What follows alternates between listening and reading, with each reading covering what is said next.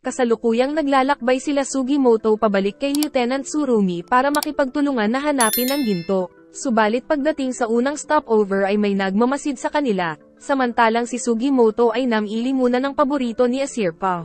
Nang biglang mabaril si Yashitake sa paa kaya mabilis silang nagtago, at hindi nila matulungan si Yashitake dahil siguradong patay sila sa sniper. Sinubukan nila ang salamin subalit agad na nabaril, kaya naisip nilang si Ogata ang kalaban. Pero ito pala ang Russian sniper na nakalaban ni Ogata. Mabuti na lang ay humiwalay si Sugimoto kaya may pag-asa sila. Samantala sinubukan ni Yashitake na tawagin ang mga aso para magkaroon siya ng cover pero pinigilan ito ng mga Aino dahil mas mahalaga ito sa kanila kaysa sa lalaki. Naisip din niyang papuntahin doon ang mga uwak para maging cover, pero mga cute na ibon ang lumapit. Natunto ni Sugimoto ang kuta ng sniper at pagbukas ng pinto ay agad na nagpaputok ang Russian subalit isa pala itong salamin. Kaya sumugod ang bida subalit may pistol pa ang Russian. Pero nagawa pa rin itong matalo ng bida dahil mas magaling siya sa malapitan. Nang makita ni Sugimoto ang drawing nito na mukha ni Ogata, hindi man sila magkaintindihan ay nag-usap sila sa pamamagitan ng mga drawing.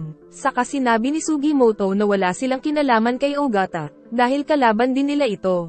At pagdating doon ni Sakishima ay sinabi niyang ang misyon lang nila ay makuha si Asirpa at wala silang koneksyon kay Ogata. Nagagalit si Yashitake sa Russian, pero hindi na pala makapagsalita ang sniper dahil nabaril ni Ogata ang mukha niya. Tapos umalis na sila at iniwan ng Russian, pero nakitang sumusunod ito. Dahil tingin nila ay nais nitong maghiganti kay Ogata.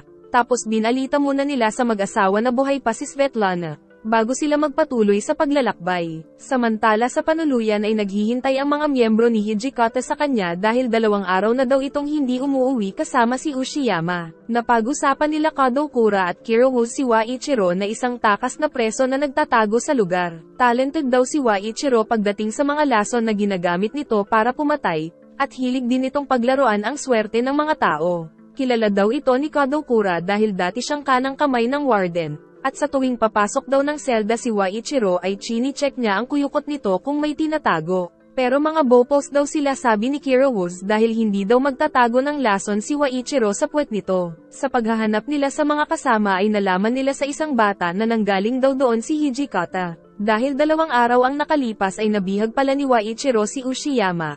Tapos pinapili niya si Hijikata ng mga kakon pero may lason daw ang iba dito. At kapag pinalad daw si Hijikata na makain ang walang lason ay pakakawalan niya si Ushiyama. Kumain si Hijikata subalit sa kasamaang palad ay napili niya ang may lason pero buhay pa rin ang matanda. At sa kasalukuyan ay nakita nila Kadokura ang mga kakon. Tapos may nagbigay kay Kirowoz ng libreng salmon pero di niya alam na si Waichiro pala ito, na nilagyan daw ng lason ng isa sa mga isdang binigay niya. Subalit nang ibigay niya ito kay Kadokura ay nadapa ang lalaki kaya nakatakas ang lahat ng mga isda, nailigtas sila ng katangahan. Samantala nakawala naman si Ushiyama sa kabaong na pinaglagyan sa kanya ni Waichiro. Subalit may epekto pa ang lason kaya wala ito sa sarili. Sa labas ay binubuli ng iba pang mga bata si Chiyataro dahil mayaman ito. Nang makita niya si Ushiyama na inakit niya ng pagkain para pakawalan siya sa pagkakatali, pero ang buong puno ang pinutol nito. Tapos ginawa niya itong alipin na tinawag niyang Pussycat Monster. Kinagabihan ay si Hijikata naman ang inilagay ni Waichiro sa kabaong, tapos natuklasan din niyang nakatakas si Ushiyama. Pero ani ay 12 hours pa ang itatagal ng lason sa katawan ni Ushiyama bago ito bumalik sa katinuan. Kinabukasan ay pinuntahan muli ni Chiyataro ang alaga niyang si Pussycat na sa ugat ng puno natulog. Tapos tinuruan niya itong mag-ice skating nang puntahan na naman siya ng mga bully. Pero sa pagkakataong ito ay pinrotektahan ni Pussycat si Chiyataro, subalit napagtanto ng bata na masyadong delikado pala si Pussycat kaya nagdesisyon siyang tapusin ito. Kaya gamit ang pagkain ay pinatalon ni Chiyataro si Pussycat sa tubig, kung saan hindi na nito mahanap ang butas paakyat. Sa panuluyan naman ay may hindi kilalang nagpadala kay Kadokura ng sandata ni Hijikata, kaya hinanap niya si Nagakura. Pero umalis na pala ito para mag-imbestiga. Sa package ay meron ding sulat kung saan nakumpirma niyang si Waichiro ang salarin, at hinihingi din ito ang mga balat na may tato na hawak nila kapalit ng buhay ni Hijikata. Kaya nagplano ang dalawa tapos nagpunta mag-isa si Kadokura kay Waichiro, pero pinaghubad siya nito para makasigurong walang sandata. Dahil matalino si Waichiro ay natuklasan niyang may kasama si Kadokura tapos may patalim din siyang nakaipit sa puwet. Dahil hiniram pala ni Kadokura ang pinaka-iniingatang patalim ni Kirowoz pero inipit niya lang sa puwet niya. Kaya nilabas na niya ang patalim pero tumakbo na rin si Waichiro gamit ang pang-skating na tsinelas. Pero ito pala talaga ang plano ng dalawa para masundan nila si Waichiro kung saan ang kuta nito. Bigla namang lumabas sa butas si Ushiyama na nakabalik na sa katinoan kaya nasira ang plano ng dalawa. Sa pagmamadali ay nadulas si Kadokura kaya gumasgas ang pototoy sa yelo. Tapos nalaman ni Kadokura na gumamit pala ng babae si Waichiro para motokan si Ushiyama at mapakain ng lason. May nakita din silang kakon sa damit ni Ushiyama kaya nagkaroon sila ng ideya kung saan nagtatago si Waichiro. Nahanap ni Kadokura si Waichiro, subalit dahil obsessed si Waichiro na subukan ang swerte ay nais niyang maglaro muna sila bago niya pakawalan si Hijikata. Kung saan gusto niyang kumain si Kadokura ng kakon, tapos kakainin niya ang katapat nito, dahil isa sa dalawang magkaharap na kakon ay may lason. At kung sino daw ang malalason ay siya ang matatalo. Ayaw sanang pumayag ni Kadokura dahil alam niyang malas siya pero mauubusan na ng hangin si Hijikata sa loob ng kabaong. At tulad ng inaasahan ni Kadokura ay napili niya nga ang may lason na kakon, kung saan maghihirap pa daw siya ng ilang oras bago mamatay. Kaya pinili na lang ni Kadokura na wakasan ang paghihirap kaya kumain siya ng 2 pang kakon. Ngunit di naman inaasahan na ang nakain niyang kakon ay antidote pala para sa lason na nakain niya kanina. Samantala tinupad nga ni Waichiro ang pangako kaya pakakawalan niya si Hijikata. Subalit naka-recover na pala si Hijikata sa loob dahil kumain din pala ito ng antidote bago siya mailagay ni Waichiro sa kabaong. Dahil dito ay tinapos na ni Hijikata ang mamang mahilig paglaruan ang swerte. Samantala kinatatakutan na ng mga bata si Chiyataro dahil sa mga nangyari. Nasa pinakamalaking hot spring naman sila Usami at Nikaido para mag-relax. Doon ay nakita nila sila Kikuta at Ariko na tauhan din ni Tsurumi. Saka ikinwento ng dalawa kila Nikaido ang nakita nakaraang gabi na isang taong may tato na tumatakbo sa dilim na para bang may night vision. Pero busy si Usami na painitan ng pototoy. Pagkatapos nila sa hot spring ay minasahe naman sila ng mga bulag na masahista. Tapos pag-alis ng dalawa ay naisip nila Kikuta na kailangan nilang patunayan na may nakita silang taong may tato na nakakakita sa dilim. Subalit kinagabihan ay nag-usap-usap ang mga masahistang bulag. Dahil mga tauhan pala sila ni Hijikata na nagpapanggap lang para makakuha ng impormasyon. At si Tony Angie pala ang nakita nila Kikuta at Ariko. Kaya kailangan nilang patahimikin ang dalawa bago pa matuklasan ng mga spy sila. Nagsimula na ang dalawa sa pag-iimbestiga, nang muli nilang makita si Tony sa isang tagong hot spring. Pinahubad ni Kikuta si Tony para makita kung may tato ito, pero lumaban si Tony. Tapos lumapit ang 2 pang bulag pero nakakakita si Kikuta sa dilim. Dahil pala nilagyan niya ng takip ang isa niyang mata para hindi na nito kailangang mag-adjust sa dilim, kagaya ng mga pirata. Kaya napilitang tumakbo ang 3 bulag. Tapos nagpunta sila sa lugar na mausok para hindi na sila makita pero walang problema sa mga bulag dahil gumagamit sila ng echolocation. Dito ay pinagtulungan ng mga bulag si Kikuta, subalit nakabawi ito dahil marami palang baril sa katawan na nagsilbing armor. Tapos nasaksak ni Usami ang isa pang bulag, at nalaman nilang ito ang mga bulag nilang masahista. Kaya dali-daling tumakas si Tony Angie. Hinabol nila si Tony hanggang sa loob ng kuweba, subalit dahil hindi alam ng mga sundalo na bulag din ang natitirang kalaban ay hindi sila nagsindi ng ilaw para hindi sila makita. At nang may nabasag na yelo ay nabaril si Usami. Nakabig ng baril ni Ariko ang isa pang yelo kaya nagkabarilan. Subalit dahil napakadilim ay napagtanto ni Kikuta na bulag din ang natitirang kalaban. Kaya nagsindi siya ng torch at agad na nabaril si Tony pero nakatakbo. Tapos ayaw magpaiwan ni Usami dahil takot daw siya sa dilim. Kaya naisip ni Ariko na siya na lang mag-isa ang mangha-hunting kay Tony. Pumayag naman si Kikuta dahil alam niyang isang Aino si Ariko kaya kabisado nito ang bundok. Nagkapalitan ng putok ang dalawa, subalit may kakaibang narinig si Tony, dahil nagkaroon pala ng avalanche dahil sa mga putok ng baril. Matapos ang pangyayari ay 4 na araw na daw na hindi umuwi si Ariko para hanapin ang bangkay ni Tony at makuha ang balat nitong may tato. Nakita siya ni Kikuta sa bahay ng matandang Aino, at nakitang nakuha niya na pala ang balat ni Tony. Samantala kasalukuyang gumagawa ang matandang Aino ng ginatang bigas. Na kahit kadiri ang paggawa ay napakasarap daw nito, kung saan nagpasahan pa sila Sugimoto. Kadiri. Sa nakaraan ay ipinakita si Koito na sakay ng paborito niyang makabagong bike dahil spoiled brat pala siya noon. Nang paglabas sa kalsada ay nabundol niya ang isang lalaki, pero hindi siya huminto kaya hinabol siya nito at pinatigil. Sinubukang sindakin ni Koito ang lalaki dahil anak daw siya ni Commander Heiji. Pero hindi natakot si Tsurumi kaya nanghingi ng baston si Koito saka umatake, subalit naputol ang baston at panangsampal sa kanya. Sa pag-uusap ay nakuha ni Tsurumi ang loob ni Koito kaya inangkas niya ito sa pupuntahan. Nagpunta sila sa sementeryo para dalawin ang isang puntod, kaya dinalaw na rin ni Koito ang puntod ng kuya niyang namatay sa gera. At matapos ang trip nila ay naging magkaibigan ang dalawa. Ngunit pagkaalis ni Tsurumi ay may nangkidnap naman kay Koito, kaya naman nagpatawag ang mga magulang ni Koito ng isang officer na makakatulong sa kanila. At ito ay walang iba kundi si Tsurumi.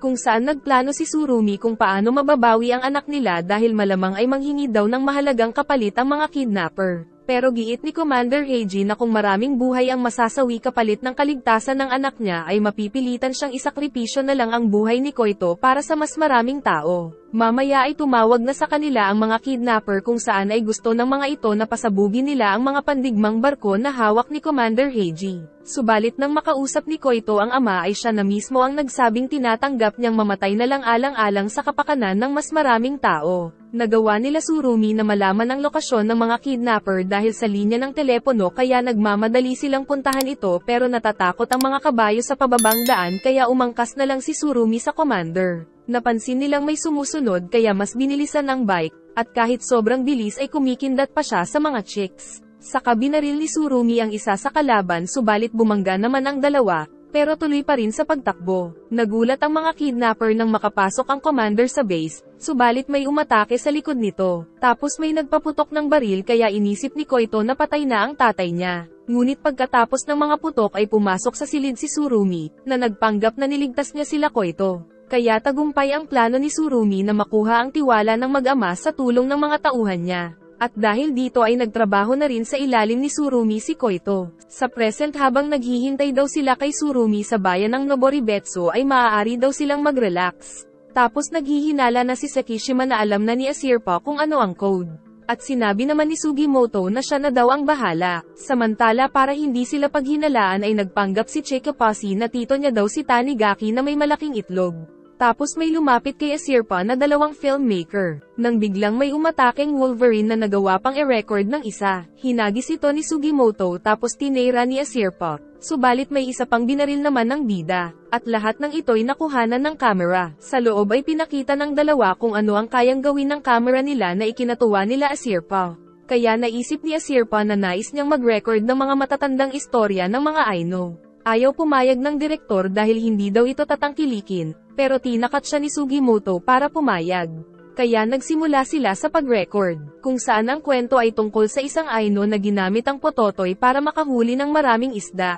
Nainggit ang pangalawang Aino kaya ginaya din niya ito subalit mas matagal kaya nagyelo ang pototoy. Kaya taga-rescue ang asawa nito para pakawalan siya pero aksidenteng naputol din ang pototoy kaya ito nasawi. Tapos inunat ng naunang Aino ang pototoy nito hanggang sa maging napakahaba kaya pinagsampayan ito ng mga damit. Dahil dito ay nanakaw ng Aino ang mga damit tapos ipinagbili kaya yumaman. Ginaya din ito ng pangatlong Aino, pero napagbintangan ng kababaihan na siya ang magnanakaw kaya tinaga nila ang pototoy nito. Tapos pinanood nila ito sa silid, kung saan nakitang labas pala ang itlog ni Sugimoto. Tapos gumagalaw pa kusa yung siopaw ni Sekishima. Pagkatapos ay pinakitang nakuhanan din pala nila sila Will. Tapos nakita din doon si Kiro Oranke pero nag-apoy ang camera kaya nasunog ang mga na-record nila. Dahil sa nakita ay sumagi sa isip ni Asirpa kung dapat ba siyang mamuno sa mga Aino. Pero tutol dito si Sugimoto dahil mapanganib. Samantala ibinigay nila Ariko at Kikuta ang balat ni Tony Angie kay Tsurumi. Subalit tila ba nagdududa si Tsurumi sa mga ikan-ikilos ni Ariko. Kinagabihan habang naliligo sa hot spring si Tsurumi ay tumalon mula sa gusali si Ariko, tapos tinulungan siyang makatakas ni Tony Angie na buhay pa pala. Kaya sinundan sila ng mga sundalo sa gitna ng kadiliman. Ilang oras bago ito mangyari ay binalak pala ni Arika na nakawin ang mga tato pero nahuli siya nila Tsurumi.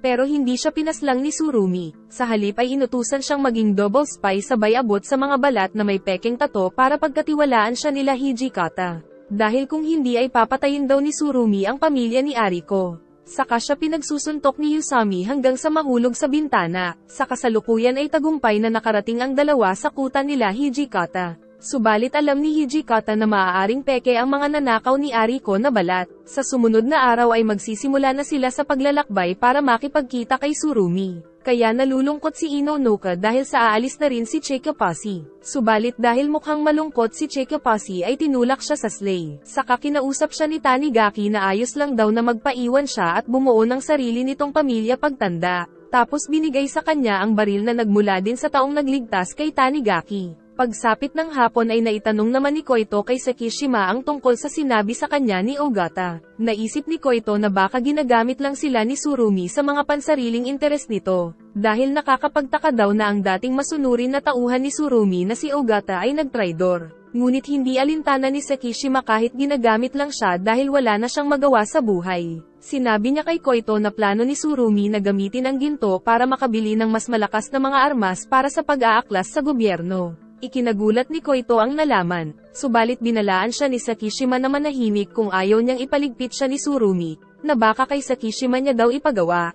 Dahil sa nalaman ay naisip ni Koito na palabas lang din ni Tsurumi ang pangyayari noong nakidnap siya. Pero natuwa pa siya kung gaano daw kadesperado si Tsurumi na magkaroon ng isang batang kagaya niya. Pagkatapos ay ni-real talk naman ni Yoshitake si Sugimoto tungkol sa pakikipagtulungan nito kila Tsurumi na alam naman nilang masama ang hangarin sa ginto at walang pakialam sa mga Aino. Dagdag pa nitong malaki na daw ang ipinagbago ni Asirpa kaya kung nais daw nitong mamuno sa mga Aino ay pabayaan na ni Sugimoto. Tapos nagsuka at nautat si Yoshitake. Nag-enjoy ka ba? Salamat po sa panonood at pakiabangan po ng susunod na part saka mag-like and subscribe ka na rin Lodi para sa mas marami pang mga recap.